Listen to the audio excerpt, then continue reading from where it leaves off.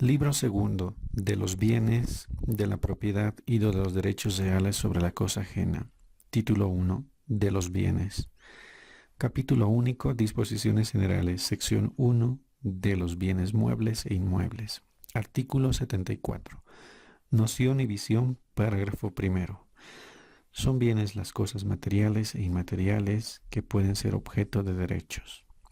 Parágrafo segundo. Todos los bienes son inmuebles o muebles. Sección 1 de los bienes inmuebles y muebles. Artículo 75. Bienes inmuebles. Parágrafo primero. Son bienes inmuebles la tierra y todo lo que está adherido a ella natural o artificialmente. Parágrafo segundo. Son también inmuebles las minas, los yacimientos de hidrocarburos, los lagos, los manantiales y las corrientes de agua. Artículo 76. Bienes muebles. Son muebles todos los otros bienes. Se incluyen entre ellos las energías naturales controladas por el hombre. Artículo 77. Muebles sujetos a registro. Los bienes muebles sujetos a registro se rigen por las disposiciones que les conciernen y en su defecto por las de los bienes muebles. Artículo 78. Cosas fungibles. Parágrafo primero. Son fungibles las cosas del mismo género que ordinariamente se determinan por peso, número o medida y pueden sustituirse unas por otras. Parágrafo segundo.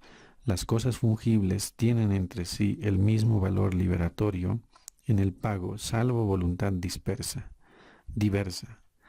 Artículo 79. Cosas consumibles. Son consumibles las cosas que se destruyen o desaparecen con el primer uso que se hace de ellas.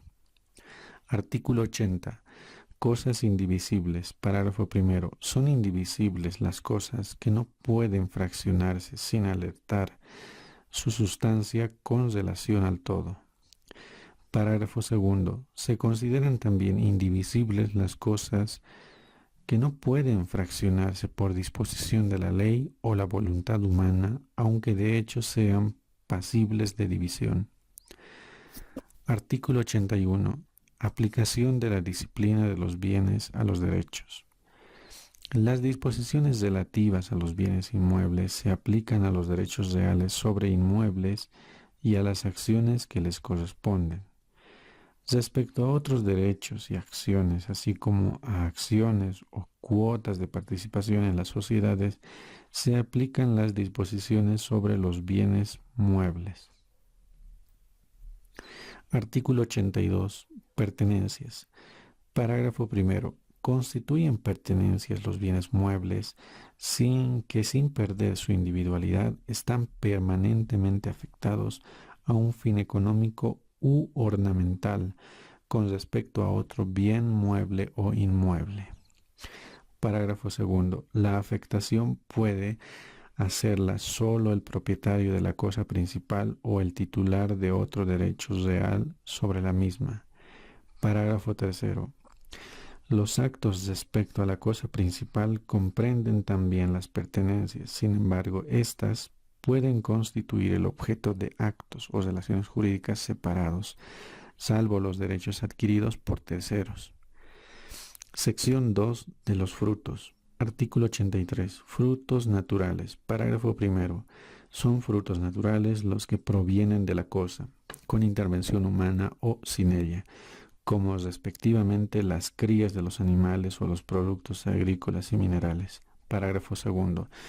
Los frutos, antes de ser separados, integran la cosa, pero pueden disponerse de ellos como de cosas muebles futuras.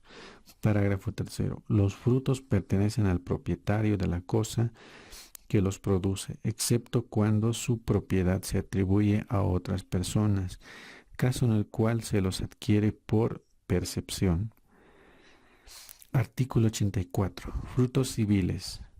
Los intereses del capital, el canon del arrendamiento y otras rentas análogas son frutos civiles.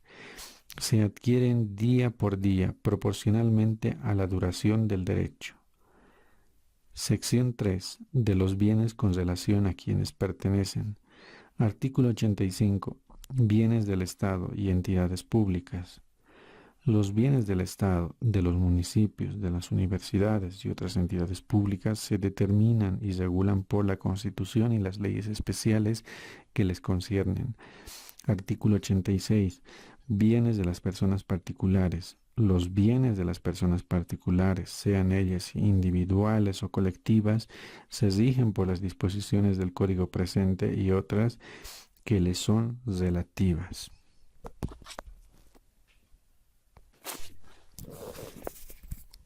Título 2 de la posesión. Capítulo 1. Disposiciones generales. Artículo 87. Noción. Parágrafo primero. La posesión es el poder de hecho ejercido sobre una cosa mediante actos que denotan la intención de tener sobre ella el derecho de propiedad u otro derecho real. Parágrafo segundo. Una persona posee por sí misma o por medio de otra que tiene la detentación de la cosa. Artículo 88. Presunciones de posesión. Parágrafo primero. Se presume la posesión de quien ejerce actualmente el poder sobre la cosa, siempre que no se pruebe que comenzó a ejercerlo como simple detentador. Parágrafo segundo. El poseedor actual que prueba haber poseído antiguamente se presume haber poseído en el tiempo intermedio, excepto si se justifica otra cosa. Parágrafo tercero. La posesión actual no hace presumir la posesión anterior, pero si hay título que fundamente la posesión, se presume que se ha poseído en forma continua desde la fecha del título, salva la prueba contraria. Artículo 89. ¿Cómo se transforma la detentación en posesión?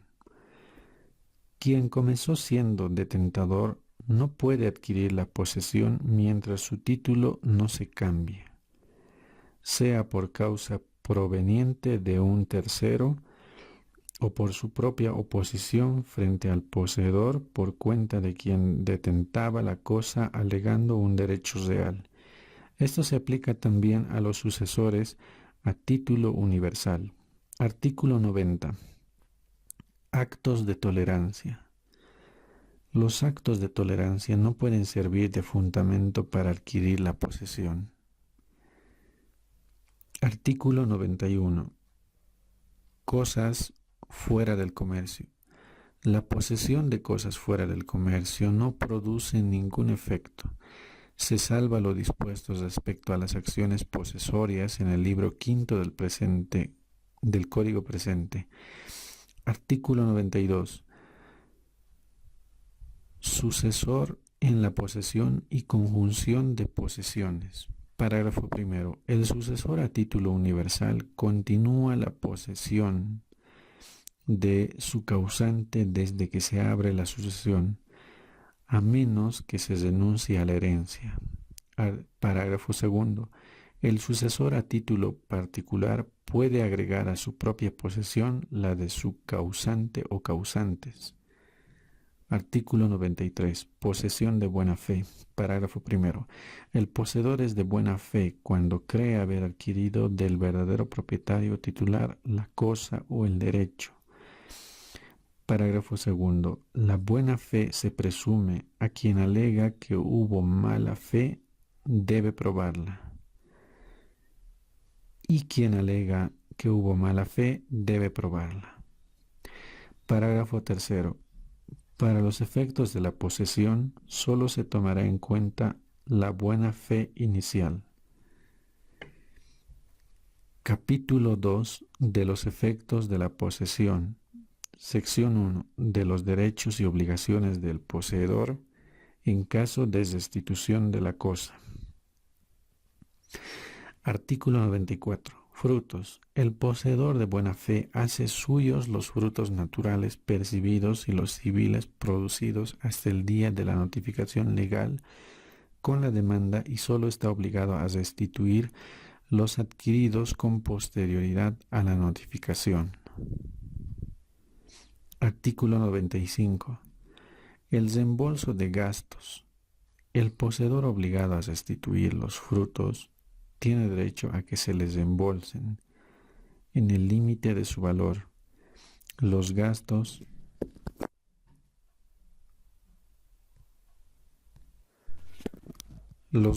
que haya realizado para la producción y recolección, valor que se estimará a la fecha del reembolso. Artículo 96. Reparaciones. El poseedor, aunque sea de mala fe, tiene derecho a que se les reembolse el importe de las reparaciones extraordinarias estimado a la fecha del reembolso. Artículo 97. Mejoras y ampliaciones. Parágrafo primero. El poseedor también tiene derecho a que se le indemnicen las mejoras útiles y necesarias que existan a tiempo de la restitución. Si es de buena fe, la indemnización se hace en la cuantía que haya aumentado el valor de la cosa, y si es de mala fe, en la cuantía menor entre la suma del importe y el gasto, por una parte, y el aumento de valor por otra. Parágrafo segundo. Las mejoras de mero recreo o suntuarias no son indemnizables, pero el poseedor que las hizo puede retirarlas estableciendo las cosas a su primitivo estado, a no ser que el reivindicante prefiera retenerlas reembolsando el importe de los gastos. Parágrafo tercero. Las ampliaciones de acuerdo a su naturaleza se rigen por lo dispuesto en el artículo presente. Artículo 98. Derecho de retención. Parágrafo primero. El poseedor de buena fe puede retener la cosa hasta que se le abonen las indemnizaciones y se les reembolsen los gastos mencionados en los artículos anteriores. Parágrafo segundo. El juez puede disponer de acuerdo a las circunstancias que las indemnizaciones y reembolsos se satisfagan por cuotas con las garantías convenientes. Artículo 99. Responsabilidad del poseedor. El poseedor obligado a la restitución debe resarcir al propietario por los daños o pérdida de la cosa durante la posesión. Sección 2. De la posesión de buena fe de los bienes muebles. Artículo 100. La posesión vale por título. La posesión de buena fe de los muebles corporales vale por título de propiedad, salva la prueba contraria. Artículo 101. Efecto de la posesión en caso de enajenación por el no propietario. Parágrafo primero. La persona a la que se transfieren por quien no es el propietario bienes muebles corporales adquiere la propiedad de ellos mediante la posesión de buena fe.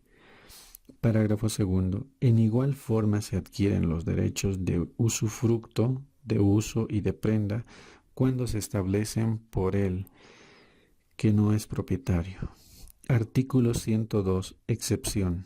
Parágrafo primero. No obstante lo dispuesto en el artículo anterior, la persona que ha perdido o a quien se le ha robado una cosa mueble puede reivindicarla de un tercer poseedor en el plazo de 1 año computable desde la pérdida o el robo.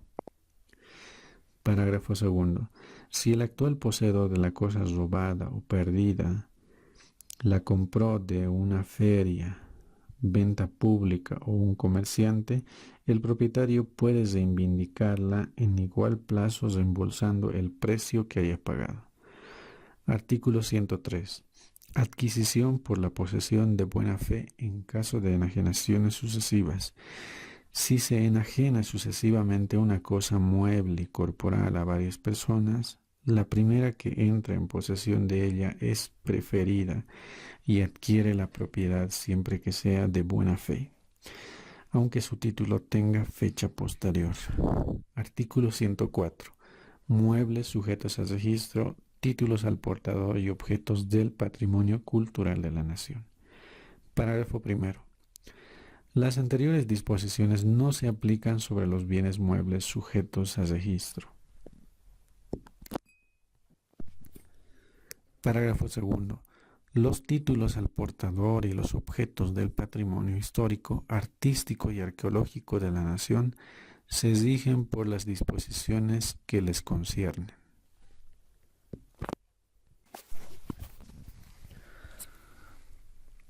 Título 3. De la propiedad.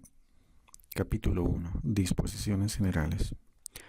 Artículo 105. Concepto y alcance general. Parágrafo primero.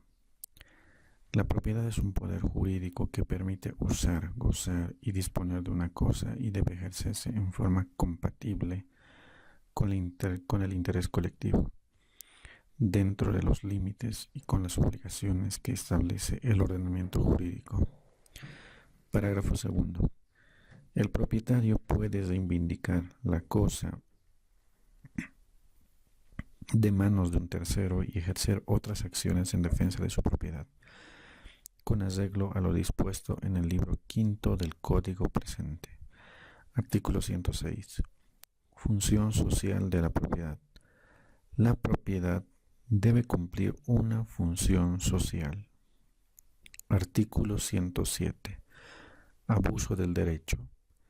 El propietario no puede realizar actos con el único propósito de perjudicar o de ocasionar molestias a otros, y en general no le está permitido ejercer su derecho en forma contraria al fin económico o social en vista al cual se le ha conferido el derecho. Artículo 108. Expropiación. Parágrafo primero. La expropiación solo procede con pago de una justa y previa indemnización en los casos siguientes. Inciso 1. Por causa de utilidad pública. Inciso 2. Cuando la propiedad no cumple una función social. Parágrafo segundo. La utilidad pública y el incumplimiento de una función social se califican con arreglo a las leyes especiales, las mismas que regulan las condiciones y el procedimiento para la expropiación. Parágrafo tercero. Si el bien expropiado por causa de utilidad pública no se destina al objeto que motivó la expropiación, el propietario o sus causavientes pueden retraerlo devolviendo la indemnización recibida. Los detrimentos se compensarán previa evaluación pericial. Artículo 109. Prohibiciones de enajenar. Las prohibiciones legales de enajenar se rigen por las leyes que las establecen. Las prohibiciones voluntarias solo se admiten cuando son temporales y están justificadas por un interés legítimo y serio. Artículo 110. Modos de adquirir la propiedad. La propiedad se adquiere por ocupación, por acción, por usucapión, por efecto de los contratos, por sucesión mortis causa, por la posesión de buena fe y por los otros modos establecidos por la ley. Capítulo 2. De la propiedad inmueble. Sección 1. Disposiciones generales. Artículo 111. Subsuelo y sobresuelo. Parágrafo primero. La propiedad del suelo se extiende al subsuelo y sobresuelo prolongados desde el área limitada por el perímetro superficial hasta donde tenga interés el propietario para el ejercicio de su derecho. Parágrafo segundo. Esta disposición no se aplica a las... Parágrafo segundo. Esta disposición no se aplica a las sustancias minerales, a los hidrocarburos, a los objetos arqueológicos, y a otros bienes regidos por leyes especiales. Artículo 112. Acceso al fundo. El propietario debe permitir el acceso y el tránsito por su fundo al vecino que necesite hacer construir o reparar un muro o realizar otra obra propia o común, e igualmente a quien quiera recobrar una cosa suya que se encuentre allí accidentalmente, salvo que se le entregue la cosa reclamada. Si el acceso ocasiona algún daño, debe ser resarcido. Artículo 113. Deslinde y amojonamiento. El dueño de un fundo puede obligar a su vecino en cualquier tiempo al deslinde y amojonamiento. Artículo 114. Cesamiento. El propietario puede cesar su fundo en cualquier tiempo. Sección 2. Limitaciones derivadas de las relaciones de vecindad. Subsección 1. Del uso nocivo de la propiedad. Artículo 115. Ejercicio de la propiedad en perjuicio de los vecinos. Parágrafo primero. El propietario, al ejercer su derecho y especialmente al explotar una industria o negocio, debe abstenerse de todo lo que pueda perjudicar a las propiedades vecinas, a la seguridad, a la salud o al sosiego de quienes en ellas viven. Parágrafo segundo. Esta disposición se hace extensiva a quienes poseen y a quienes detentan la cosa. Artículo 116. Edificios que amenazan ruina y árboles que construyen peligro. Parágrafo primero. El propietario está obligado a mantener su fundo en buen estado y en condiciones que no perjudiquen o afecten a la seguridad de terceros. Parágrafo segundo. Cuando un edificio amenaza ruina, el vecino puede exigir la demolición o las separaciones necesarias según corresponda. Parágrafo tercero. Si un árbol constituye peligros, se puede hacerlo arrancar o retirar.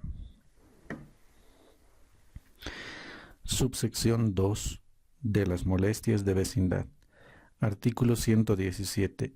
Inmisiones. Parágrafo primero.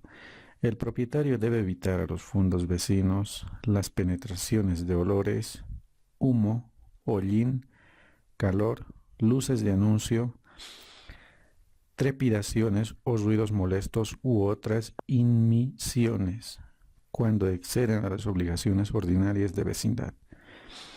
Se tendrá en cuenta la naturaleza de los lugares y la situación y destino de los inmuebles, conciliando en todo caso los derechos de propiedad con las necesidades de desarrollo.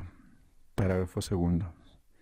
Esta disposición también se aplica a quienes poseen y a quienes detentan la cosa. Artículo 118. Excavaciones o fosos. Al propietario de un fundo no le está permitido cavar o abrir fosos susceptibles de causar ruina o desmoronamientos en los edificios de la heredad contigua y perjudicar las plantaciones existentes en ella, y puede ser obligado a guardar la distancia necesaria para la seguridad del vecino, además de resarcir el daño.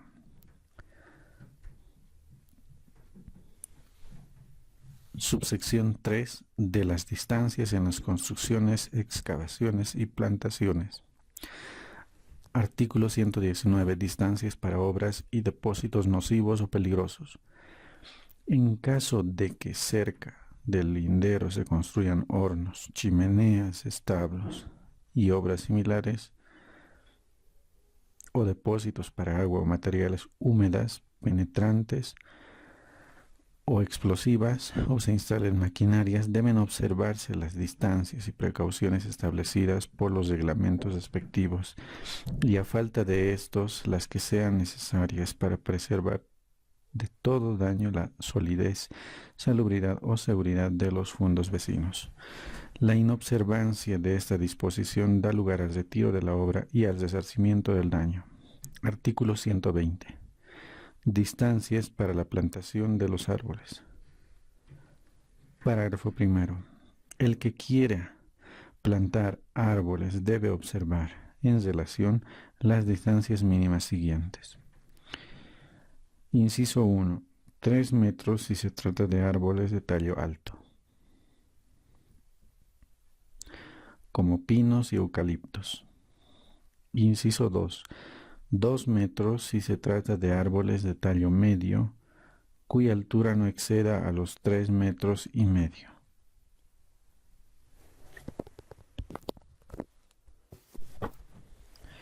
Inciso 3. 1 metro cuando se trata de arbustos y árboles frutales cuya altura no pase de 2 metros y medio. El vecino puede pedir que se arranquen los árboles que nazcan o estén plantados a distancias menores que las indicadas. Parágrafo segundo. Los setos vivos pueden ser plantados en el límite entre dos fundos. Artículo 121. Corte de ramas y raíces, caída de frutos. Parágrafo primero. El propietario sobre cuyo fundo se extiendan ramas de árboles pueden obligar al vecino en cualquier tiempo a cortarlas. Y puede él mismo cortar las raíces que hayan penetrado en su fundo. Parágrafo segundo. Los frutos de un árbol que caen en un fundo vecino pertenecen al propietario de este último. Subsección 4 de las luces y vistas. Artículo 122. Luces. El dueño de una pared no medirá. El dueño de una pared no medianera, pero contigua a la propiedad de otro, puede hacer en esa pared abertura o ventana para recibir la luz conforme a las reglas siguientes. Inciso 1. La parte inferior de la abertura o ventana debe estar a una altura no menor de 2 metros y medio respecto al piso de la habitación a que se quiere dar luz si se halla en planta baja y no menor de 2 metros si se halla en planta alta. Inciso 2. La abertura o ventana debe tener una reja de hierro cuyos huecos no sean mayores de 1 decímetro cuadrado y un bastidor fijo con vidriera cerrada. Artículo 123. Cesamiento de luces. Parágrafo primero. La existencia de luces no impide al vecino adquirir la copropiedad del muro o levantar pared adherida para edificar sobre su terreno. Parágrafo segundo. Quien adquiere la copropiedad del muro puede cesar las luces si es que en él apoya su edificio. Artículo 124. Vistas directas y oblicuas. Parágrafo primero.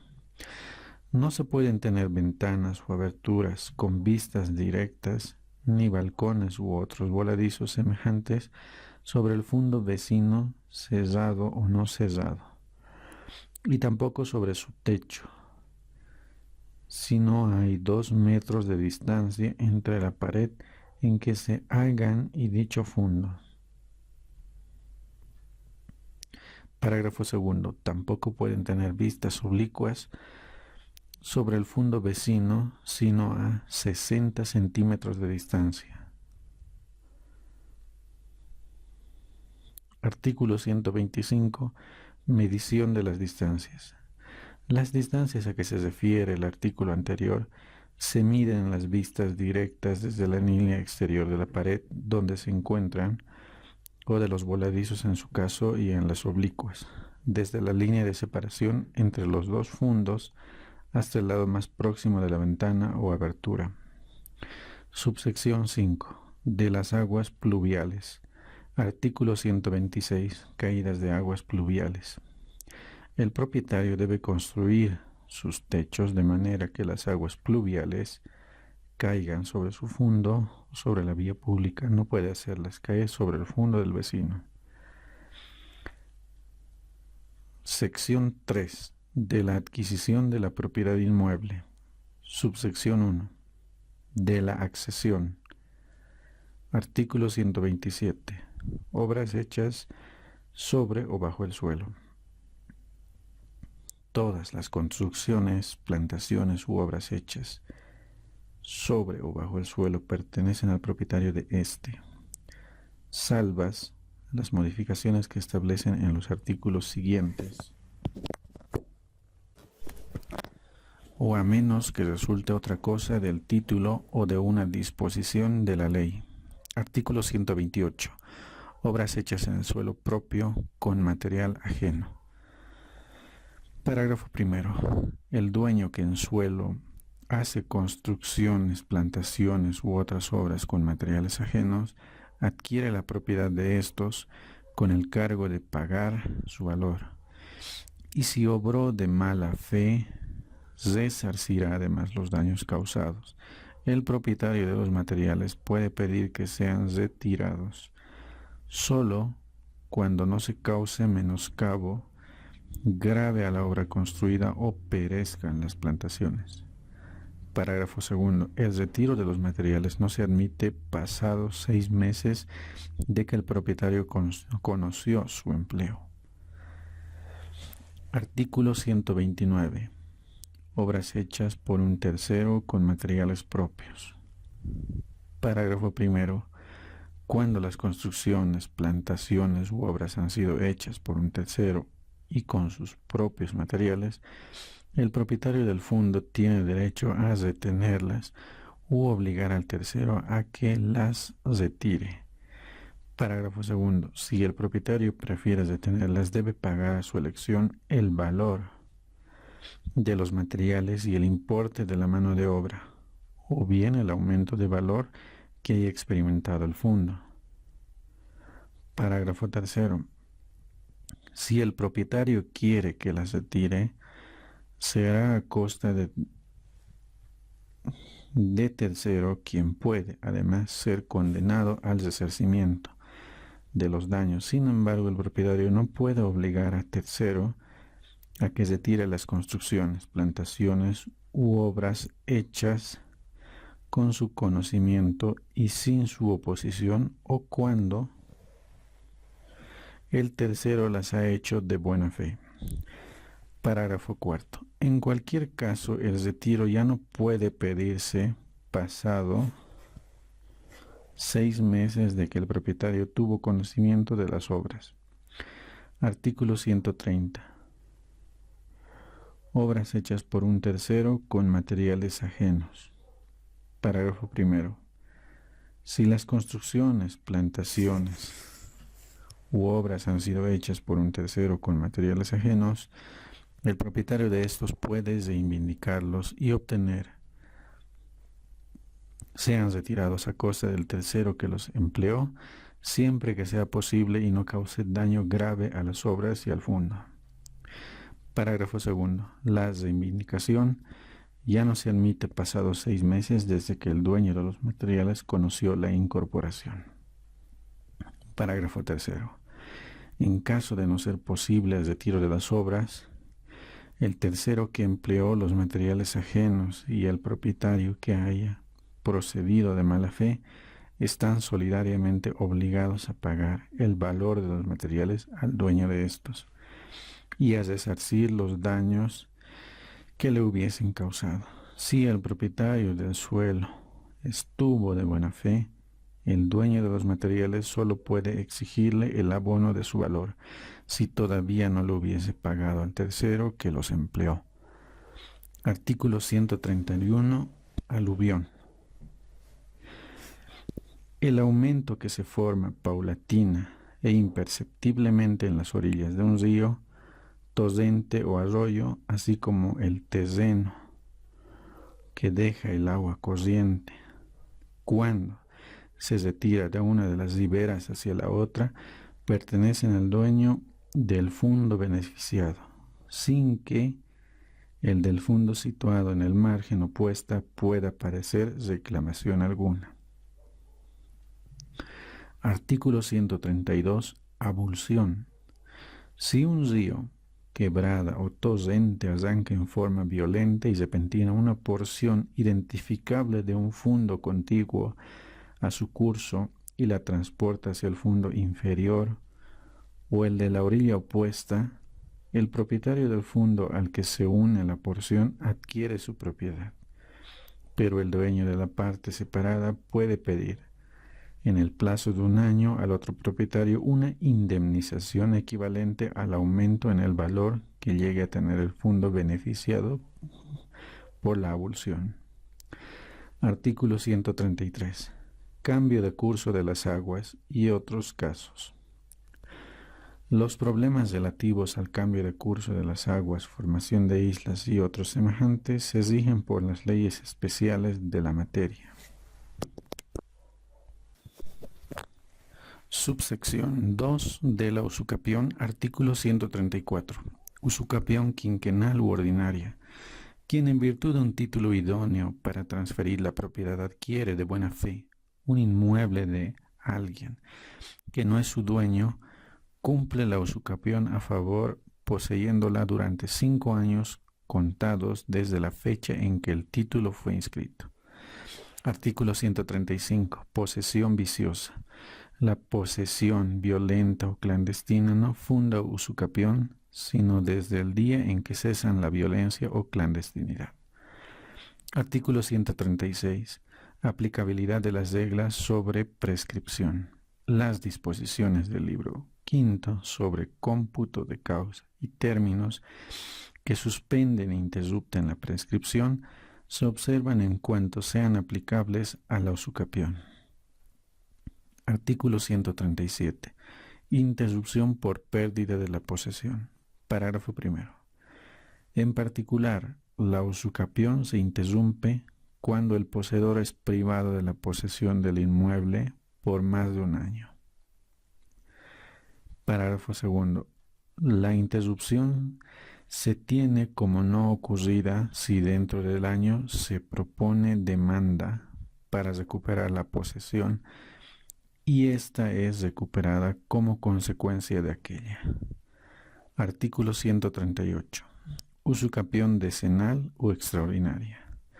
La propiedad de un bien inmueble se adquiere también por solo la posesión continuada durante 10 años. Capítulo 3 de la propiedad mueble. Sección 1. Disposición general. Artículo 139. Normas aplicables a la propiedad mueble. La propiedad de bienes muebles se rige por las normas especiales contenidas en este código, sin perjuicio de las normas generales de la propiedad. Sección 2. De la adquisición de la propiedad mueble. Subsección 1. De la ocupación. Artículo 140. Muebles de nadie. La propiedad de los muebles que no pertenecen a nadie se adquiere por la ocupación. Artículo 141. Caza y pesca. Los animales susceptibles de caza o pesca se adquieren por quien los cobre o capture, salvo las prohibiciones establecidas por las leyes y reglamentos. Artículo 142. Enjambres de abejas. El dueño de enjambres de abejas puede perseguirlos y recuperarlos en la propiedad vecina, debiendo resarcir el daño. Si la persecución no se realiza hasta los 3 días, pueden ser tomados y detenidos por el propietario del fondo al que pasaron. Artículo 143.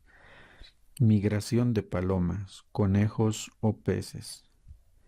Las palomas, conejos o peces que pasen a otro palomar, conejar o estanque se adquieren por el propietario de estos si no fueron atraídos con fraude o artificio.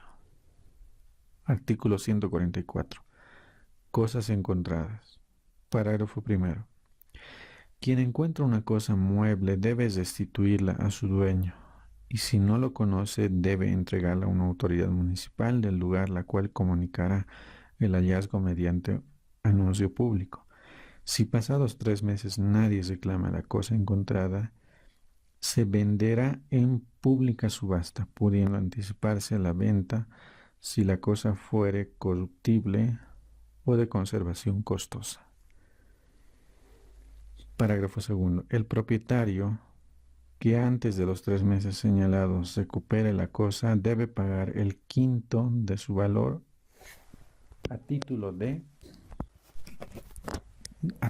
premio al que la encontró. Vencido el plazo, el dueño pierde su derecho y el precio de la subasta se adjudica a la municipalidad del lugar, deduciéndose previamente el premio, que en este caso se amplía a la cuarta parte. Artículo 145. Cosas perdidas o abandonadas en ferrocarriles y otros.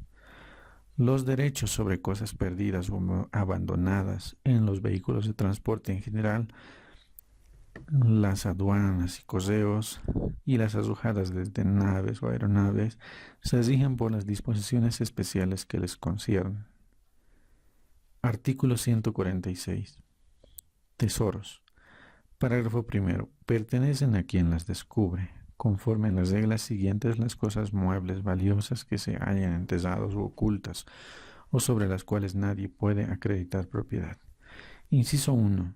Quien descubre un tesoro es un bien que le pertenece, lo hace suyo por entero. Inciso 2. Si un tesoro se descubre en un bien ajeno poseído o detentado legalmente, pertenece por partes iguales a quien lo halló y al propietario del bien. Inciso 3. El tesoro pertenece enteramente al propietario si se lo descubre en un bien poseído o detentado indebidamente. Parágrafo segundo. El descubrimiento de objetos históricos, arqueológicos o artísticos se rige por las disposiciones especiales que les conciernen.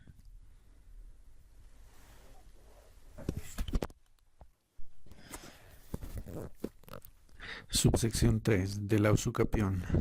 Artículo 149.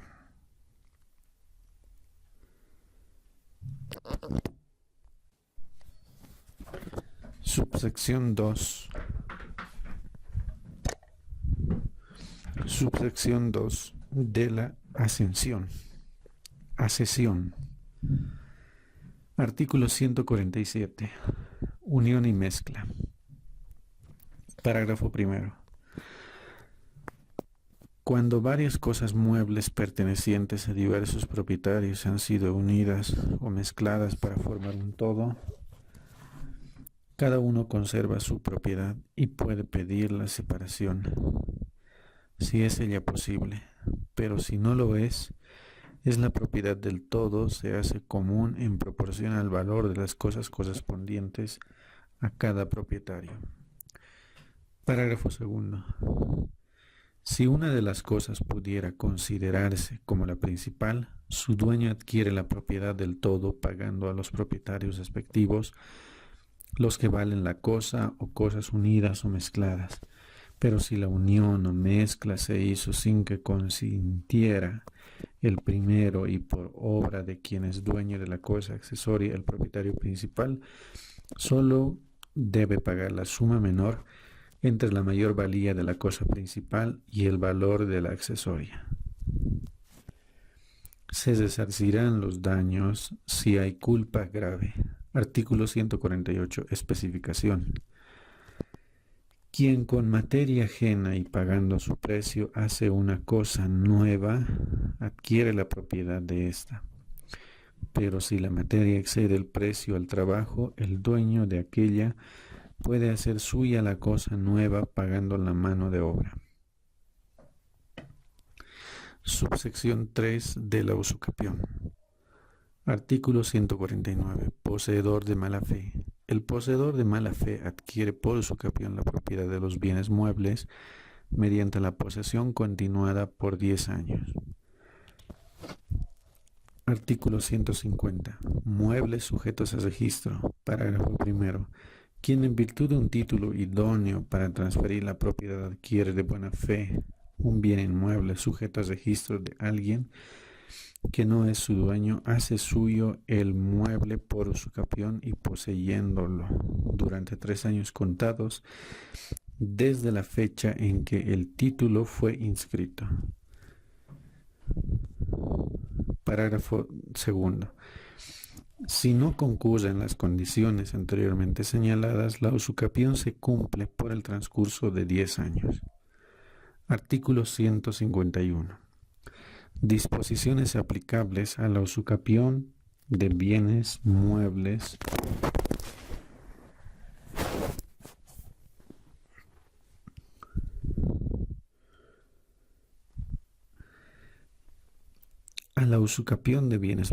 son aplicables en lo que les sean pertinentes las reglas sobre la usucapión de bienes inmuebles. Subsección 4 de la posesión. Artículo 152. Posesión de buena fe. El poseedor de buena fe de un mueble corporal adquiere la propiedad del mismo conforme al artículo 101 desde el momento de su posesión. Sección 3 de las aguas. Artículo 153. Las aguas existentes en el fondo. Parágrafo primero.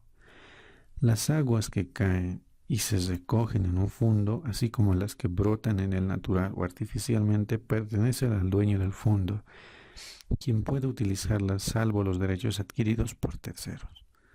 Parágrafo segundo. Las aguas medicinales se rigen por las disposiciones que les conciernen. Artículo 154. Aguas que delimitan o atraviesan un fondo. El propietario cuyo fondo está delimitado o atravesado por aguas corrientes puede usarlas para regar sus terrenos y ejercer una industria, pero con el cargo de restituirlas al cauce ordinario, sin perjuicio de los pactos y reglamentos especiales. Artículo 155. Conflicto entre propietarios de los fondos. En caso de haber conflicto entre propietarios de fondos a quienes pueden ser útiles las aguas, la autoridad judicial debe valorar el interés de cada propietario o grupo de ellos, las ventajas para la agricultura y la industria por el uso de dichas aguas, y debe establecer las determinaciones que sean más convenientes. Artículo 156. Recepción de aguas. Parágrafo primero. El fondo inferior está sujeto a recibir las aguas que descienden naturalmente desde el fondo superior, así como la tierra o piedras que arrastran en su curso. Parágrafo segundo. Ni el dueño del fondo inferior puede hacer obras que impidan ese curso, ni el del fondo superior puede hacerlo más gravoso. Artículo 157. Cooperativas para el aprovechamiento de las aguas.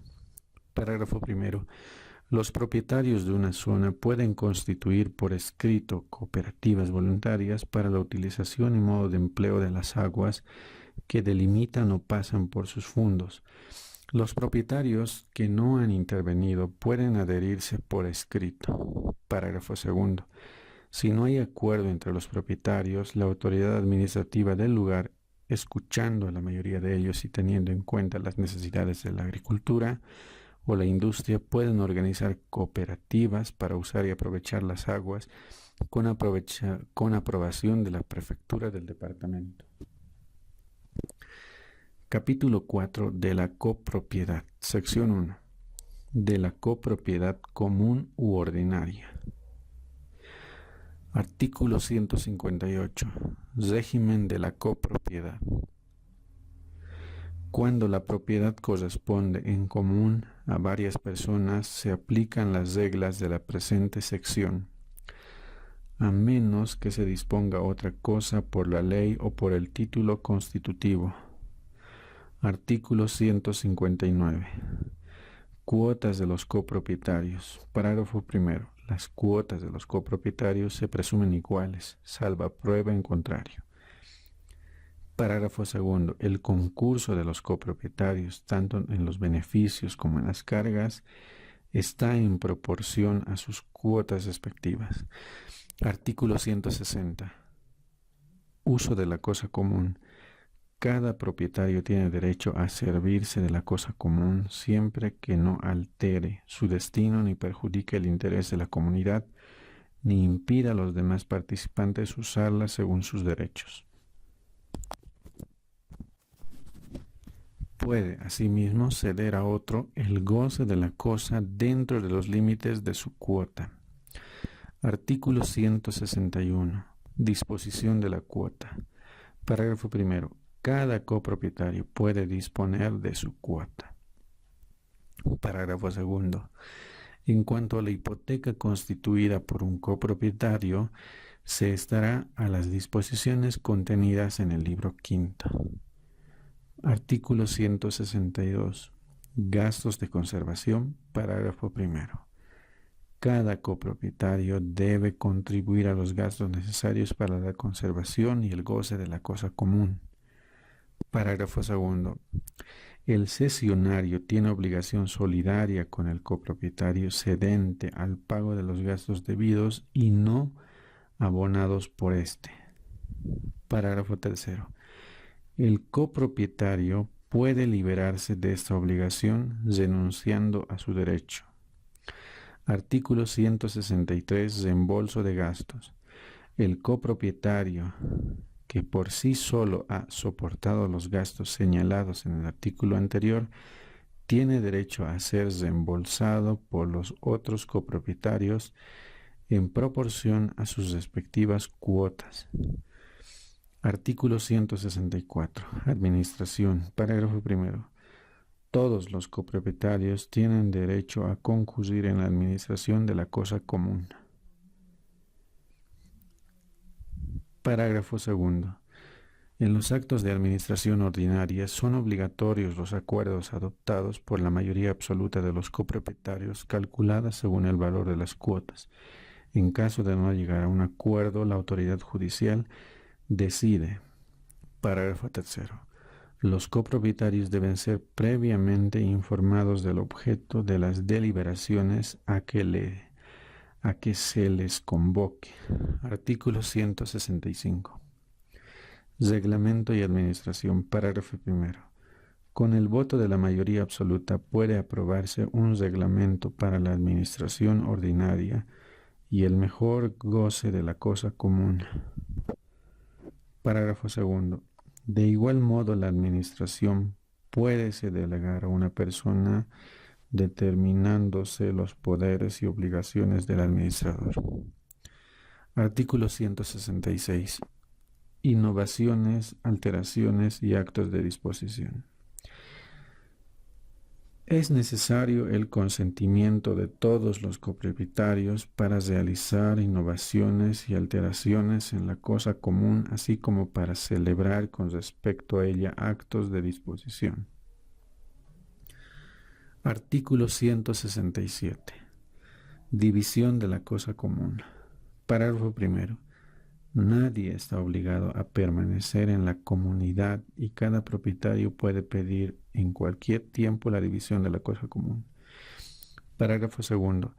No obstante, es válido el pacto para permanecer en comunidad por un tiempo no mayor de 5 años, pero si median circunstancias graves, la autoridad judicial puede ordenar la división antes del tiempo convenido. Artículo 168. Cosas no sujetas a división. Los copropietarios no pueden pedir la división de la cosa común si dividida resulta inservible para el uso a que está destinada. Artículo 169. División en especie. La división debe hacerse precisamente en especies y la cosa puede ser dividida cómodamente en partes correspondientes a las cuotas de los copropietarios. Artículo 170. Cosas indivisibles. Parágrafo primero. Si la cosa común no es cómodamente divisible o si cuando su fraccionamiento se encuentra prohibido por la ley o disposiciones administrativas se las vende y reparte su precio. Parágrafo segundo. Cualquiera de los copropietarios tiene derecho a pedir que la venta se haga en pública subasta y así hará necesariamente cuando alguno de ellos sea incapaz. Artículo 171. Aplicación de las reglas sobre la división de herencia. A la división de las cosas comunes se aplican las reglas sobre la división de la herencia en lo que no se oponga a las disposiciones del capítulo presente. Artículo 172. Comunidad de otros derechos reales. Las reglas de la sección presente pueden también aplicarse en cuanto sean pertinentes a la comunidad de otros derechos reales. Sección 2 de la medianería de los muros, fosos, setos, vivos y cercas. Artículo 173. Presunción de medianería del muro divisorio. El muro que separa edificios se presume medianero en toda su altura o hasta la parte en que uno de los edificios comience a ser más elevado. E igualmente el que divide patios, jardines, huertos y aún recintos en los campos. Artículo 174. Presunción de propiedad exclusiva del muro divisorio. El muro divisorio que presente signos contrarios a la medianería, como estar construido exclusivamente sobre el terreno de uno de los fundos, soportar el techo de uno solo de los edificios o dejar escurrir las aguas pluviales únicamente hacia un lado, se presume que pertenece al propietario de la parte donde se presentan esos signos. Artículo 175. Adquisición de la medianería. El propietario cuyo fundo linda con un muro exclusivo puede adquirir la medianería de todo o parte de dicho muro pagando al dueño la mitad de su valor actual o de la porción que quiera hacer común, más la mitad del valor que tiene el suelo sobre el cual el muro está construido. Artículo 176. Uso del muro común. Parágrafo primero. El copropietario de un muro medianero puede emplearlo en los usos a que esté destinado según su naturaleza. Apoyar en él construcciones e introducir vigas hasta la mitad de su espesor. Está obligado a reparar los daños causados por las obras. Parágrafo segundo. No puede hacer huecos o perforaciones ni ejecutar otras obras que comprometan la estabilidad del muro medianero. Artículo 177. Elevación del muro medianero. Parágrafo primero. El copropietario puede elevar el muro medianero, pero son a su cargo los gastos de construcción y conservación de la parte añadida. Parágrafo segundo. Si el muro no es apto para soportar la elevación, el que quiere hacer la obra está obligado a reconstruirlo o reforzarlo a su costa. Y el mayor espesor del muro debe asentarse sobre su propio suelo. Parágrafo tercero. El vecino que no ha contribuido puede adquirir la medianería de la parte elevada al tenor del artículo 175. Artículo 178. Reparaciones y reconstrucciones del muro medianero. Parágrafo primero. Las reparaciones y reconstrucciones necesarias del muro medianero están a cargo de los copropietarios proporcionalmente al derecho de cada uno. Parágrafo segundo. Todo copropietario puede eximirse de esta obligación haciendo abandono o renuncia de sus derechos, siempre que el muro no sostenga un edificio que le pertenece. Artículo 179. Demolición de edificio apoyado en el muro medianero. El propietario que quiera demoler un edificio sostenido por un muro medianero puede denunciar a la copropiedad sobre el muro, pero debe hacer en él las obras necesarias para evitar daño al vecino. Artículo 180. Presunción de medianería y de propiedad exclusiva de fosos. Parágrafo primero. El foso interpuesto entre dos fundos se presume medianero. Parágrafo segundo. Si uno de los propietarios se sirve del foso para el riego de sus tierras, o los sedimentos y expurgos se arrojan solo al lado de un fundo, se presume que el foso le pertenece exclusivamente. Artículo 181. Medianería de setos vivos y cercas. El seto vivo y la cerca entre dos fundos se presumen medianeros, a no ser que cierren solo uno de los fundos o haya otro signo contra la presunción. Artículo 182. Gastos de conservación. Los gastos de conservación de foso, seto vivo y cerca medianeros están a cargo de los copropietarios. Artículo 183. Indivisión forzosa. Es de indivisión forzosa la medianería de los muros, fosos, setos vivos y cercas que separan fundos contiguos. Sección 3. De la propiedad horizontal. Artículo 184. Pisos y compartimentos de un edificio. Los diversos pisos y compartimentos de un edificio pueden pertenecer a distintos propietarios siempre que la construcción se haya hecho de cemento armado u otro material similar, incombustible, y se hayan observado las reglas técnicas y demás requisitos establecidos por la ley especial. Artículo 185. Ejercicio del derecho propietario. Parágrafo primero. Cada propietario de piso o compartimento podrá ejercer su derecho realizando libremente los actos jurídicos y materiales permitidos por la ley a todo propietario y compatibles con este tipo de propiedad y con el derecho de los propietarios de otros pisos o compartimentos. Parágrafo segundo. La enajenación, hipoteca o antícresis del piso o compartimento comprende también la de las partes comunes en la parte que le corresponde. Artículo 186. Uso del piso o compartimiento. Cada propietario usará de su piso o compartimiento conforme al destino que el reglamento respectivo asigne al edificio, y no podrá cederlo gratuita u onerosamente para un fin distinto. Artículo 187.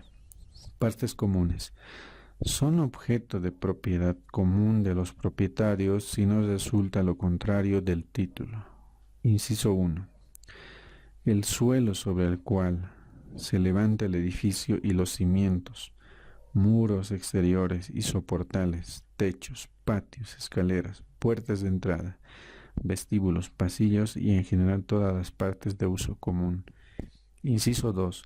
Los locales para la portería y vivienda del portero, lavandería, calefacción central y para otros servicios comunes similares. Inciso 3. Las obras e instalaciones que sirvan para el uso y goce común como ascensores, acueductos, plantas para agua, gas, calefacción, energía eléctrica y otras similares hasta el punto de separación de las plantas, respecto a los espacios que corresponden exclusivamente a los propietarios singulares. Artículo 188. Derechos de los copropietarios. Parágrafo primero. El derecho de cada copropietario sobre las partes señaladas en el artículo anterior es proporcional al valor del piso o compartimiento que le pertenece, salvo disposición contraria del título.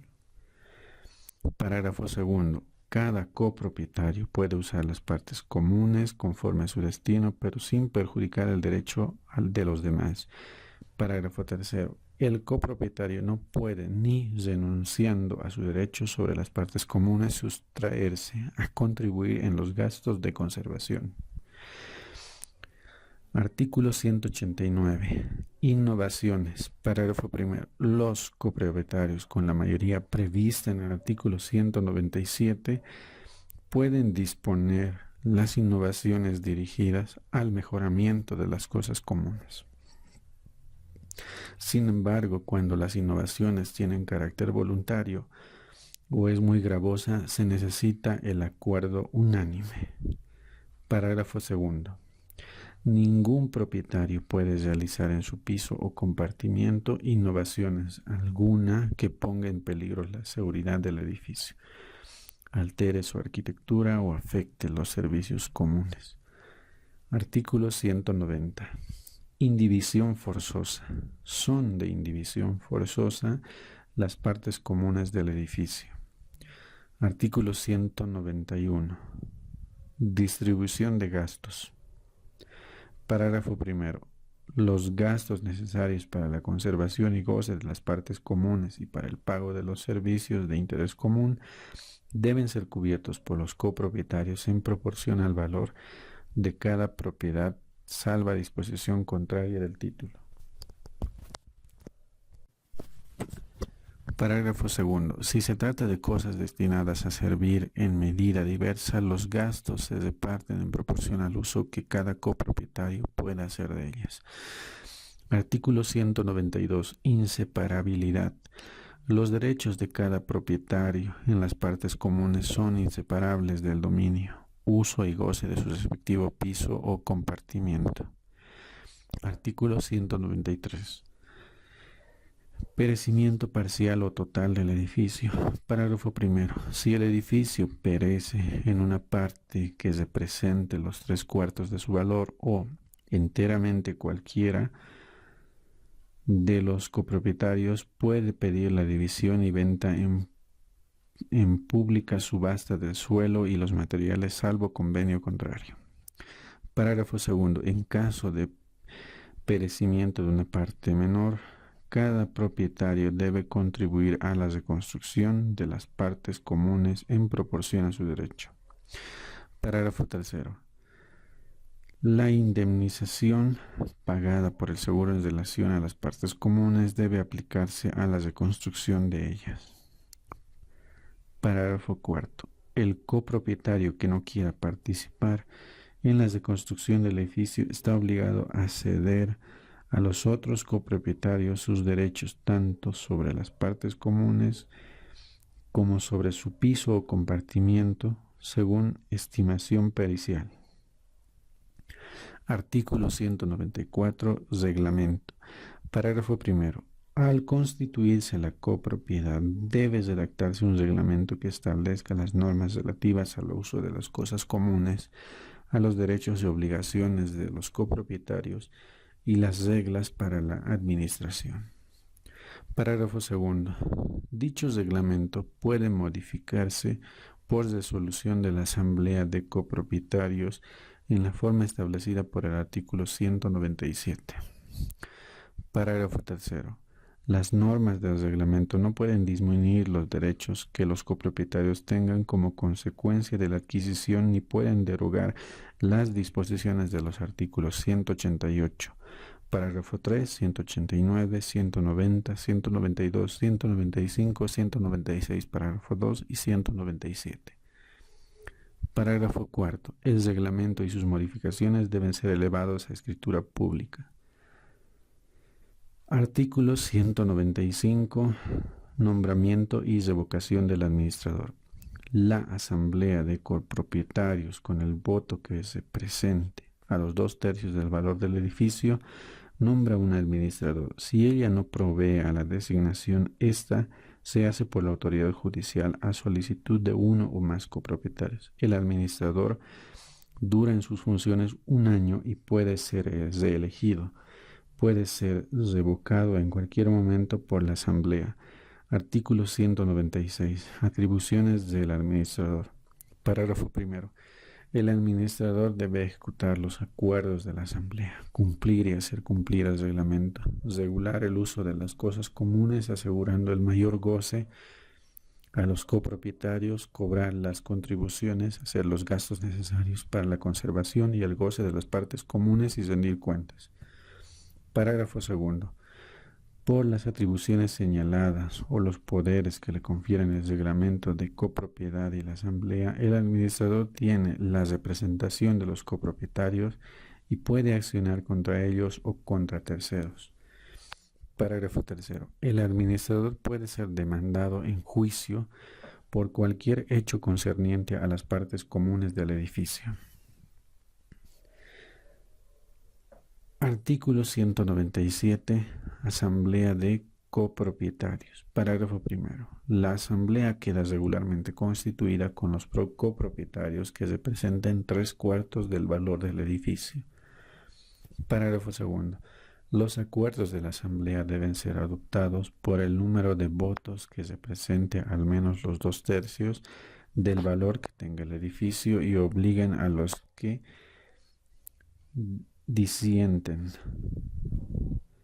Parágrafo tercero. Además de lo establecido en los artículos anteriores, corresponde a la Asamblea designar o confirmar al administrador aprobar la partida anual de gastos necesarios y su reparto entre los copropietarios, aprobar la rendición de cuentas del administrador y en general proveer a los asuntos de interés común que no se encuentren dentro de las atribuciones del administrador. Artículo 198. Estado de prehorizontalidad.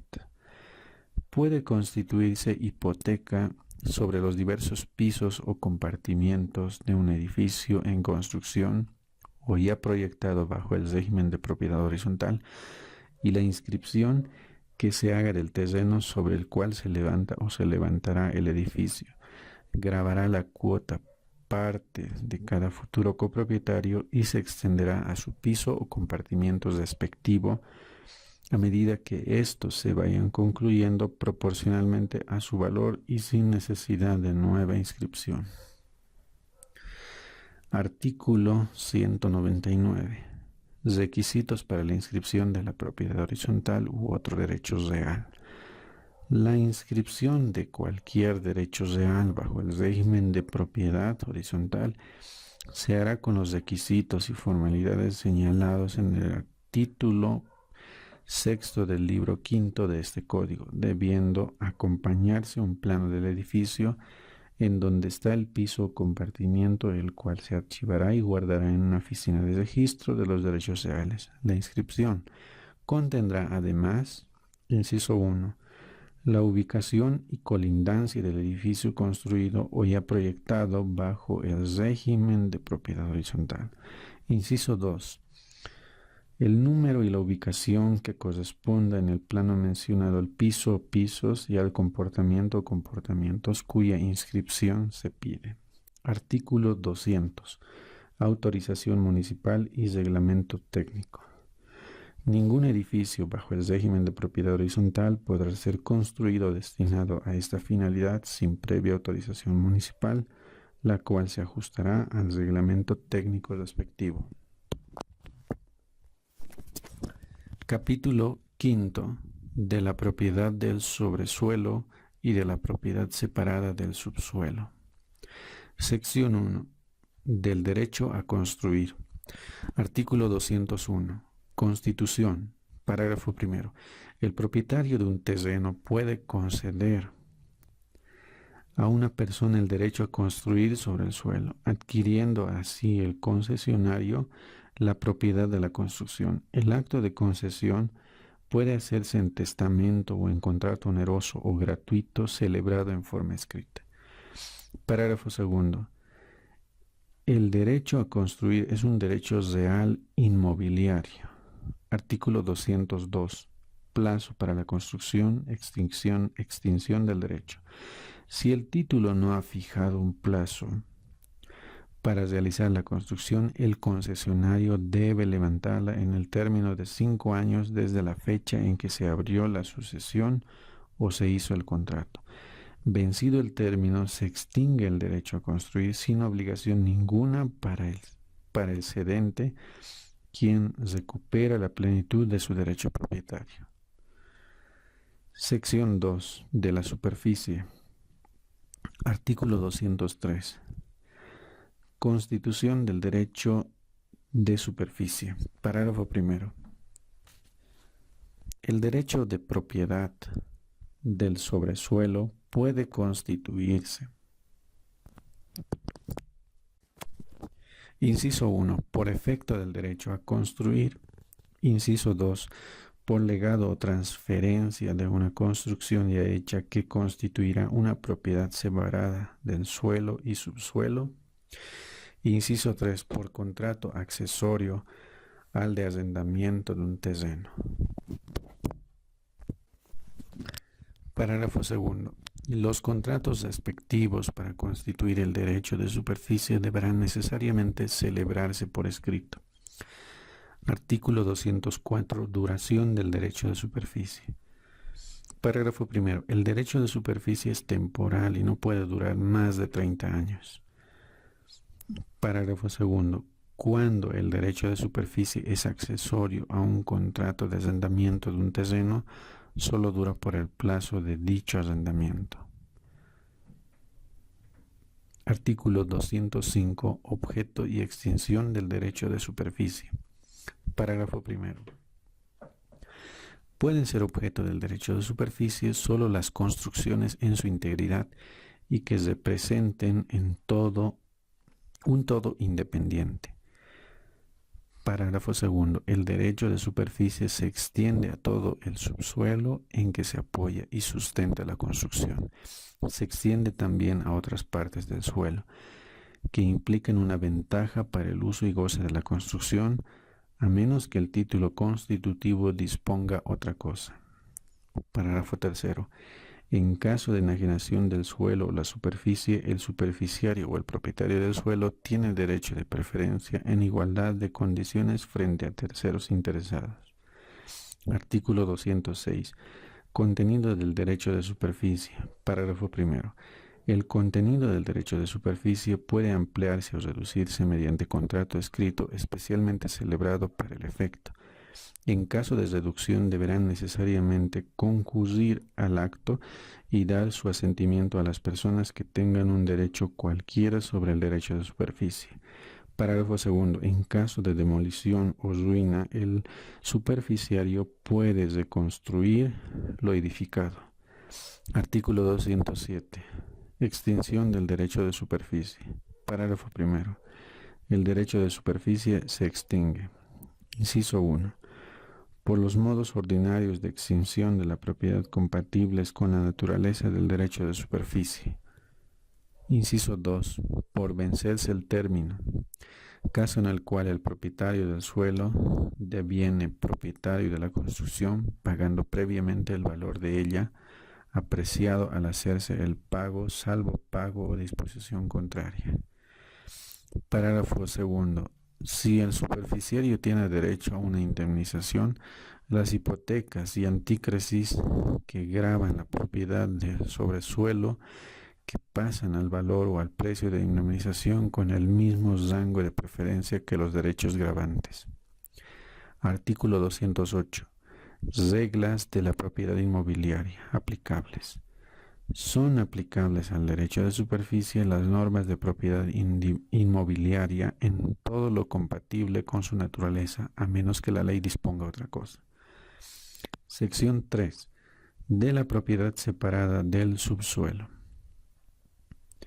Artículo 209. Normas del derecho de superficie aplicables. Parágrafo primero.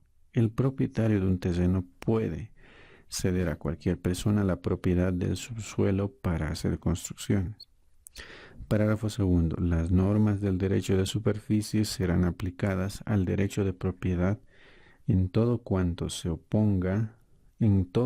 no se oponga a su naturaleza. Capítulo sexto de la propiedad agraria. Artículo 210.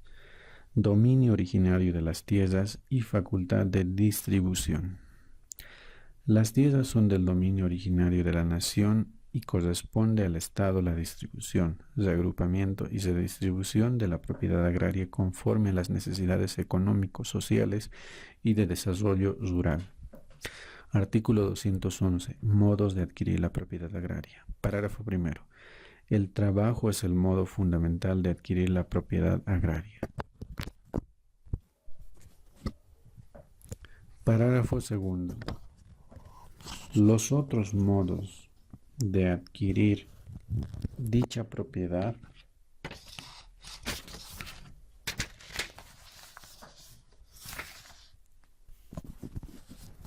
son los previstos en este código, en cuanto sean compatibles con su naturaleza específica. Artículo 212. Conservación de la propiedad agraria. El trabajo es el medio para la conservación de la propiedad agraria. Los fondos abandonados o los que no se trabajen revierten al Estado conforme a las leyes especialmente pertinentes. Artículo 213. Latifundio y minifundio. Parágrafo primero. No se reconoce el latifundio. Parágrafo segundo.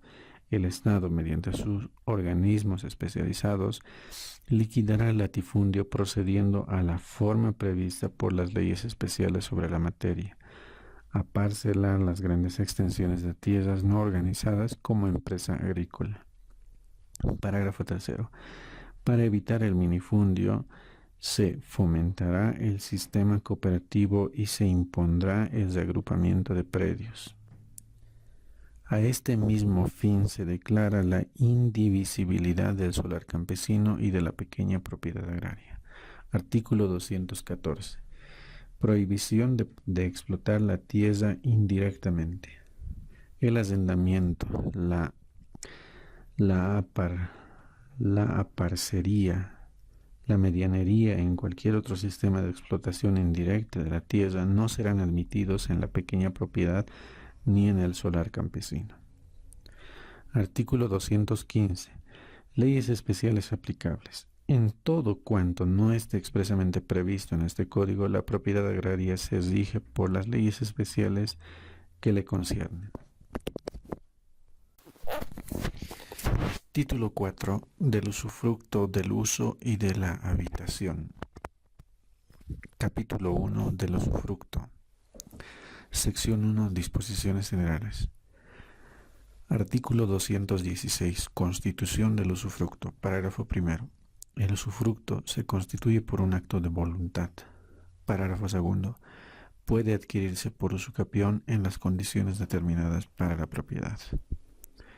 Artículo 217. Duración. Parágrafo primero. El usufructo es siempre temporal y no puede durar más que la vida del usufructuario.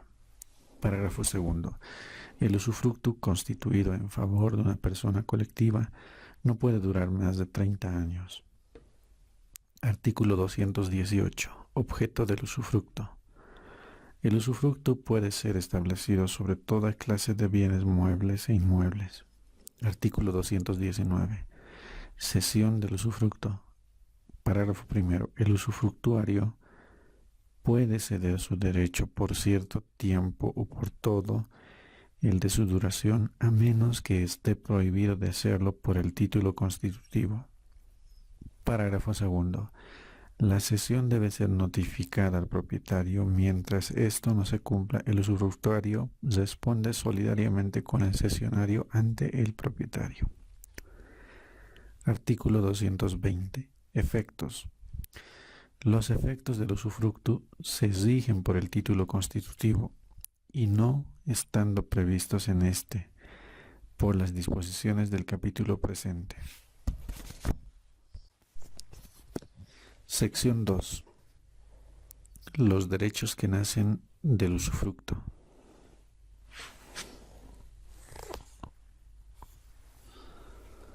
Artículo 221. Contenido y extensión. El usufructuario tiene el derecho de uso y goce de la cosa, pero debe respetar el destino económico de ella. Parágrafo segundo. El derecho del usufructuario se extiende a las pertenencias y acciones de la cosa. Parágrafo tercero. El usufructuario debe gozar de su derecho como un buen padre de familia. Artículo 222. Frutos. Parágrafo primero. Los frutos naturales y civiles corresponden al usufructuario y se adquieren con arreglo a los artículos 83 y 84. Parágrafo segundo. Los frutos naturales pendientes al comenzar el usufructo pertenecen al usufructuario, quien no está obligado a abonar al propietario los gastos de producción. Parágrafo tercero. Los frutos naturales pendientes a tiempo de extinguirse el usufructo pertenecen al propietario, quien está obligado a abonar al usufructuario los gastos de producción en el límite del valor de los frutos. Parágrafo cuarto. Se salvan los convenios entre partes. Artículo 223.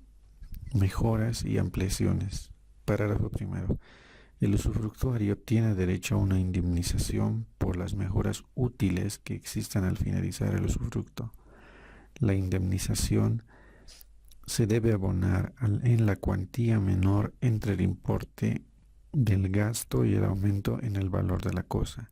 El juez, según las circunstancias, puede disponer que la indemnización se satisfaga por cuotas, ordenando que el propietario otorgue garantías idóneas. Parágrafo segundo. Las mejoras de mero recreo o suntuarias no están sujetas a indemnización. pero el usufructuario puede retirarlas estableciendo las cosas a su primitivo estado, a no ser que el propietario prefiera retenerlas reembolsando el importe de los gastos. Parágrafo tercero. Las ampliaciones se atienen a lo anteriormente dispuesto de acuerdo a su naturaleza. Artículo 224. Sal, piedra, cal y otras sustancias. El usufructuario de un fundo tiene lo mismo que el propietario, prioridad para la concesión de yacimientos de sal común, depósitos aluviales de yeso, cal, piedra de cantera y ocres. La concesión se extingue con el usufructo. Artículo 225. Bosques. Parágrafo primero. Si en el usufructo están comprendidos bosques, talares, el usufructuario puede proceder a los cortes ordinarios en la misma medida y en forma que los propietarios. Parágrafo segundo. El usufructuario debe además ajustarse a las leyes y reglamentos forestales. Artículo 226. Árboles. Parágrafo primero. Los árboles de tallo alto arrancados o tronchados por accidente corresponden al propietario. Sin embargo, el usufructuario puede servirse de ellos para hacer las reparaciones que estén a su cargo. Parágrafo segundo. Los árboles frutales que perecen y los arrancados o tronchados por accidente pertenecen al usufructuario. Parágrafo tercero. En cualquier caso, el usufructuario debe reemplazar los árboles que han perecido. Artículo 227. Rebaños. En el usufructo establecido sobre un rebaño, el usufructuario debe reemplazar con las crías los animales de que dispongan o que perezcan de manera que siempre se conserve el número de cabezas originario. Artículo 228. Tesoros. El derecho del usufructuario no se extiende al tesoro descubierto en el bien sujeto a usufructo, salvo la participación que pueda corresponderle por encontrarlo. Artículo 229. Cosas consumibles. Si el usufructo comprende cosas consumibles, el usufructuario se hace dueño de ellas, quedando sujeto a restituir otras en igual cantidad y calidad, o a pagar el valor que tengan a tiempo de terminar el usufructo. Artículo 230. Cosas que se deterioran. Si el usufructo comprende cosas que no se consumen de una sola vez, pero se deterioran gradualmente con el uso, el usufructuario tiene derecho a servirse de ellas conforme a su destino, quedando solo obligado a restituirlas al terminar el usufructo en su estado actual, a no ser que se hayan deteriorado por su culpa o dolo. Artículo 231. Establecimiento comercial o industrial. Parágrafo primero. Si el usufructo comprende un establecimiento comercial, fabril o agrícola, el usufructuario debe renovar las existencias, reparar las maquinarias y reponer los enseres, de manera que se mantenga el funcionamiento normal según su naturaleza y se conserve su crédito y su clientela. Parágrafo segundo. Al final del usufructo se abona la diferencia que existe entre el valor actual y el que se estableció por inventario. Artículo 232. Cobro de capitales. Parágrafo primero. El capital grabado con usufructo solo puede ser cobrado concurriendo el titular del crédito y el usufructuario. Parágrafo segundo. El capital cobrado debe ser invertido en modo fructífero y a él se transfiere el usufructo. En caso de desacuerdo sobre la forma de inversión, el juez decide. Sección 3. De las obligaciones que nacen del usufructo. Artículo 233. Inventario y garantía. Parágrafo primero. El usufructuario toma las cosas en el estado en que se encuentran. Parágrafo segundo. Debe levantar un inventario de los bienes sujetos al usufructo con descripción de su estado, previa citación del propietario y otorgar una garantía suficiente, a menos que se haya dispensado de darla por el título constitutivo. El vendedor y donante que se reservan el usufructo están dispensados de otorgar la garantía, pero si uno u otro ceden su derecho, debe darla el cesionario. Parágrafo tercero. El usufructuario no puede entrar a ejercer el usufructo antes de levantar el inventario y otorgar la garantía, si no está dispensado de ella. Artículo 234. Garantía insuficiente. Parágrafo primero. Si la garantía no es suficiente, se observan las reglas siguientes. Inciso 1. Los inmuebles se arriendan o ponen bajo administración, excepto la casa o compartimiento que para su vivienda pueda reservar el usufructuario. Inciso 2. El dinero se coloca a interés. Inciso 3. Los títulos al portador se convierten en nominativos a favor del propietario, con inscripción del usufructo, o bien se depositan en una institución de crédito o a manos de un tercero elegido por las partes o el juez. Inciso 4. Los géneros inmuebles susceptibles al deterioro se venden salvo los muebles que el usufructuario puede reservar para su propio uso, y el precio se coloca igualmente a interés. Parágrafo segundo. En estos casos corresponden al usufructuario los intereses de capital, dividendos, rentas y arriendos. Artículo 235. Gastos ordinarios. El usufructuario está obligado a los gastos de custodia, administración y mantenimiento ordinario de la cosa. Queda también obligado a efectuar las reparaciones extraordinarias sobrevivientes por no cumplir la obligación de mantenimiento ordinario. Artículo 236. Reparaciones extraordinarias. Parágrafo primero. Las reparaciones extraordinarias corren a cargo del propietario. Parágrafo segundo. Reparaciones extraordinarias son las necesarias para asegurar la estabilidad de las paredes principales y las bóvedas, sustituir las vigas, renovar en todo o en parte importante los techos, pisos, escaleras, acueductos, paredes de sostén, así como reponer defensivos, diques y estribos. Parágrafo tercero. Si el propietario no realiza las reparaciones extraordinarias, puede hacerlas el usufructuario con cargo a que se les reembolsen los gastos cuando termine el usufructo, estimados a la fecha del reembolso. Artículo 237. Ruina parcial. Son aplicables las disposiciones anteriores cuando por vetustez o caso fortuito se arruina parcialmente un edificio que sea parte accesoria necesaria del fondo sujeto al usufructo. Artículo 238. Impuestos y cargas que pesan sobre el usufructuario. El usufructuario queda obligado al pago de impuestos y otras cargas que recaigan sobre la renta mientras dure su derecho. Parágrafo segundo. Respecto al año de comienzo y el fin del usufructo, los impuestos y cargas se reparten entre el propietario y el usufructuario, proporcionalmente a la duración de sus respectivos derechos. Artículo 239. Cargas que pesan sobre el propietario. El propietario queda obligado a satisfacer las cargas impuestas sobre la propiedad durante el usufructo, pero el usufructuario debe abonarle el interés de la suma pagada.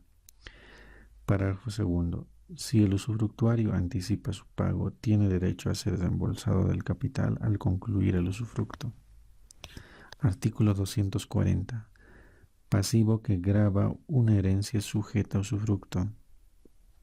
Parágrafo primero. El pasivo que grava una herencia sujeta a usufructo se paga con el precio resultante por la venta de los bienes hereditarios hasta la concurrencia de lo debido. La venta se hace de acuerdo entre el propietario y el usufructuario, y en caso de disentimiento sobre los bienes que deben ser vendidos, el juez decide. Parágrafo segundo. Sin embargo, el usufructuario puede impedir la venta adelantando la suma necesaria que se le debe desembolsar sin interés al terminar el usufructo. Artículo 241. Restitución y retención.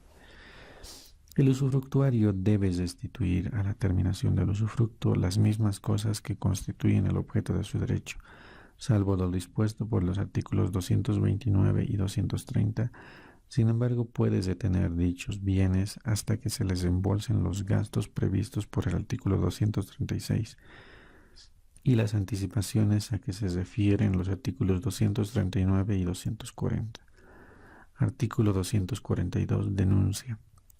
Si durante el usufructo un tercero comete algún acto que lesione los derechos del propietario, el usufructuario queda obligado a denunciar dicho acto y responde, si no lo hace, por los daños que con su omisión le ocasione.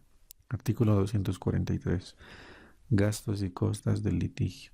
El usufructuario soporta los gastos y costas del litigio que se refieren al usufructo. Sección 4. Extinción y modificaciones del usufructo. Artículo 244. Extinción. El usufructo se extingue, inciso 1, por el cumplimiento de los términos máximos que prevé el artículo 217 o de otro menor establecido en el título constitutivo. Inciso 2, por prescripción resultante del no uso del derecho durante 5 años. Inciso 3, por consolidación en una persona del usufructuario. Inciso 4, por renuncia del usufructuario. Inciso 5, por destrucción o pérdida total de la cosa. Inciso 6, por abuso que el usufructuario haga de su derecho enajenando o deteriorando los bienes o dejándolos perecer por falta de reparaciones ordinarias. En este caso, el juez declara la extinción.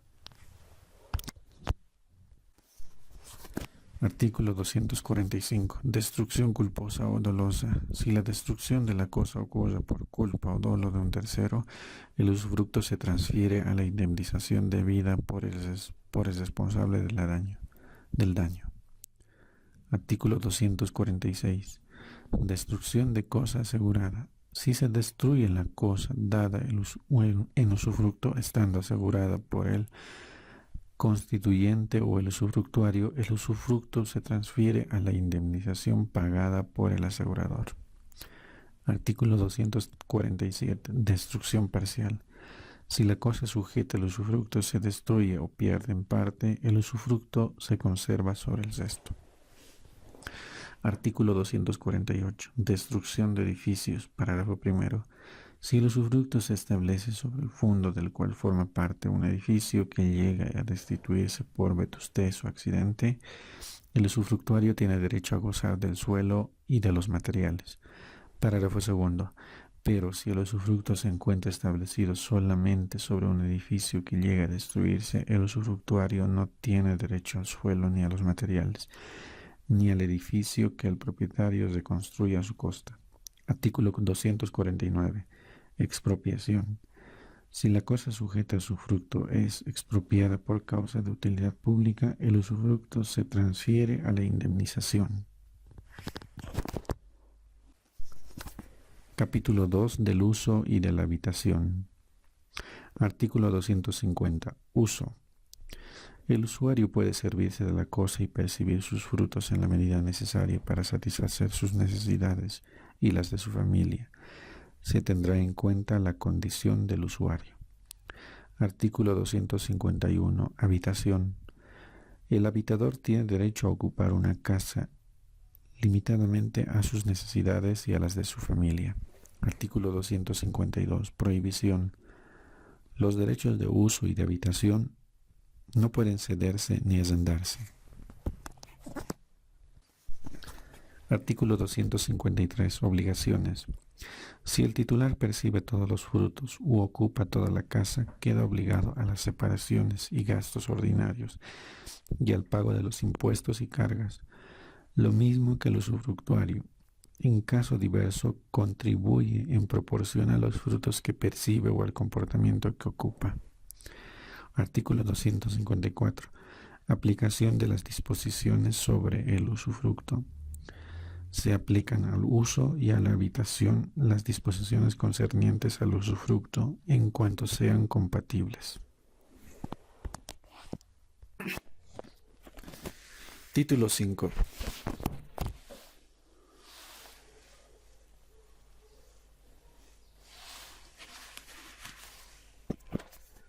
De las servidumbres, capítulo 1, disposiciones generales.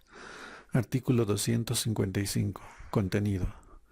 En virtud de la servidumbre, el propietario de un fondo puede, para utilidad o beneficio propios, realizar actos de uso en fondo ajeno o impedir al propietario de éste el ejercicio de alguna de sus facultades.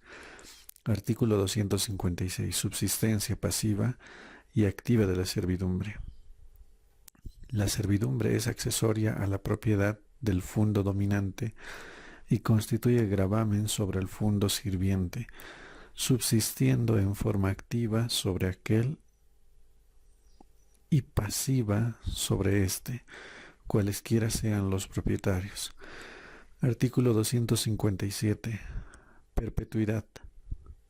Las servidumbres son perpetuas, salva disposición contraria. Artículo 258. Clases. Las servidumbres son, inciso 1, continuas cuando se ejercen sin un hecho actual del hombre. Inciso 2. Discontinuas cuando para ejercerlas se necesita de un hecho actual del hombre. Inciso 3. Aparentes cuando se anuncian por signos exteriores. Inciso 4. No aparentes cuando no hay signos visibles que las revelan. Artículo 259. Constitución de la servidumbre. Las servidumbres pueden constituirse forzosa o voluntariamente. Pueden ser también constituidas por usucapión o por destino del propietario. Capítulo 2 de las servidumbres forzosas. Artículo 260. Constitución. Parágrafo primero. Las servidumbres de paso y de acueducto pueden constituirse por sentencia judicial. Si no hay acuerdo de partes, puede constituirse también por acto administrativo en los casos determinados por la ley. Parágrafo segundo. Antes de pagarse la indemnización, el propietario del fondo sirviente puede oponerse al ejercicio de la servidumbre. Artículo 261. Servidumbres administrativas. Las servidumbres administrativas se rigen por las disposiciones especiales que les concierne. Sección 1 de la servidumbre de paso. Artículo 262. Paso forzoso. Parágrafo primero. El propietario de un fondo enclavado entre otros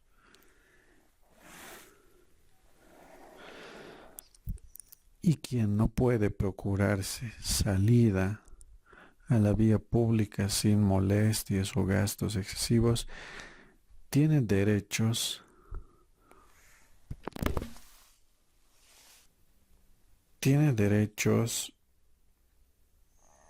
a obtener paso por el fondo vecino en la medida necesaria al uso y explotación del propio.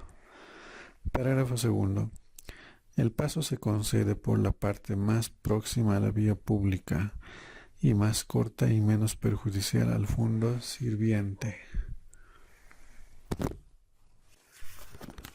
Parágrafo segundo. El paso se concede por la parte más próxima a la vía pública, más corta y menos perjudicial al fondo sirviente, pudiendo establecerse también mediante subterráneo cuando resulte preferible en consideración al beneficio del fondo dominante y el perjuicio del fondo sirviente.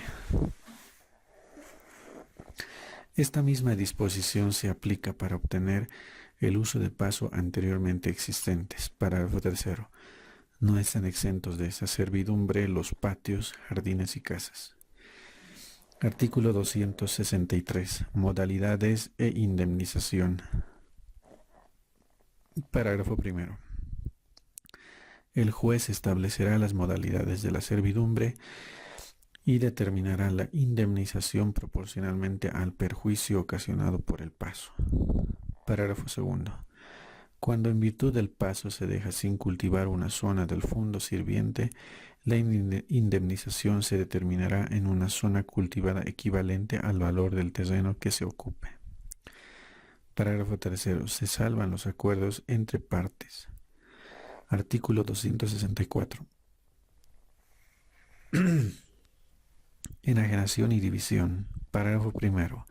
El propietario de un fondo enclavado a consecuencia de una enajenación tiene derecho a obtener del otro concretamente el paso, sin indemnización alguna, salvo pacto contrario. Parágrafo segundo. La misma regla se observa en caso de división. Artículo 265. Cesación. Cuando el paso se hace innecesario por la apertura de un camino o por otra circunstancia, puede ser suprimido en cualquier momento a instancia de parte interesada. El propietario del fondo sirviente debe restituir la indemnización recibida. Sección 2 de la servidumbre de acueducto. Artículo 266. Servidumbre forzosa de acueducto. Parágrafo primero. El propietario de un fondo tiene derecho a conducir por los fondos vecinos el agua que precise para usos agrarios o industriales. Parágrafo segundo. Esta servidumbre puede establecerse temporal o perpetuamente, exceptuándose de ella las casas, patios, jardines y otras dependencias. Artículo 267. 267. Condiciones. Quien ejerce el derecho concedido en el artículo anterior debe justificar que puede disponer del agua, que ella es suficiente para el uso al cual se la va a destinar y que el paso pedido es el más adecuado y menos perjudicial para el fondo sirviente. Artículo 268. Cruce de acueducto. El acueducto que se construye en el fondo vecino puede atravesar por encima o por debajo de otros acueductos siempre que se tomen las previsiones necesarias para evitar en ellos daño o alteración. Artículo 269. Indemnización. La indemnización que debe satisfacer el titular de la servidumbre comprende: inciso 1. La suma equivalente al valor del terreno ocupado por el acueducto y la franja de 1 metro de ancho que debe quedar a cada lado y en todo el curso. Inciso 2. El importe de todo perjuicio ocasionado por la construcción del acueducto. Artículo 270. Indemnización por paso temporal. Parágrafo primero. Si se pide la servidumbre por un tiempo no mayor de 5 años, la indemnización comprende la mitad de los valores previstos en el inciso 1 y todo el importe señalado en el inciso 2 del artículo anterior. Parágrafo segundo. Vencido el plazo, el titular de la servidumbre debe reintegrar las cosas a su estado primitivo. Artículo 271. Preexistencia de acueducto utilizable. El propietario del fondo sirviente puede impedir la construcción del acueducto consintiendo en el paso del agua por su propio acueducto y siempre que esto no perjudique a la conducción pedida. En tal caso, la indemnización se determinará estimando el agua que se introduce, el valor del acueducto, las obras necesarias para el nuevo paso y los mayores gastos de mantenimiento. Artículo 272. Acueducto para el servicio de 2 o más propiedades. Parágrafo primero. 2 o más propiedades pueden también pedir el establecimiento de la servidumbre de acueducto para el regadío de sus fondos por el sistema de mitas o turnos. Parágrafo segundo. Los solicitantes deben convenir previamente sobre los porcentajes con los que contribuirán al pago de la indemnización y otros gastos, así como sobre los turnos. Artículo 273. Paso de líneas telefónicas, conductores de electricidad y cables para funiculares. El propietario puede ser obligado, en caso de necesidad, a dar paso por su fundo a líneas telefónicas, conductores de electricidad aéreos o subterráneos, cables para funiculares y otros medios semejantes de aplicación industrial o agraria, así como a tolerar la construcción de obras, instalación de mecanismos y ocupaciones necesarias, con arreglo a las leyes y disposiciones sobre la materia y a falta de ellas, las de la sección presente. Capítulo 3 de las servidumbres voluntarias. Artículo 274. Constitución. Las servidumbres voluntarias pueden constituirse por contrato o por testamento. Artículo 275. Fundo indiviso. Cuando un fundo pertenece a varias personas, la servidumbre solo puede constituirse con el consentimiento de todas ellas. Artículo 276. Fundo sujeto a usufructo. El propietario puede establecer servidumbre sobre un fundo sujeto a usufructo siempre que con ella no perjudique el derecho del usufructuario.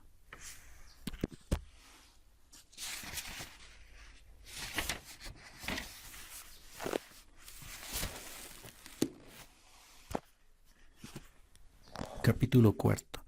De las servidumbres adquiridas por destino del propietario y por usucapión. Artículo 277. Exclusión. Las servidumbres no aparentes no pueden adquirirse por destino del propietario o por usucapión. Artículo 278. Destino del propietario. Cuando el propietario de dos fundos, entre los cuales aparece un signo aparente de servidumbre, enajena uno de ellos sin ninguna disposición relativa a la servidumbre, ésta se entiende establecida activa o pasivamente en favor o en contra del fundo enajenado. Artículo 279. Usucapión. Las servidumbres aparentes se adquieren por usucapión en las condiciones establecidas para la propiedad de los bienes inmuebles.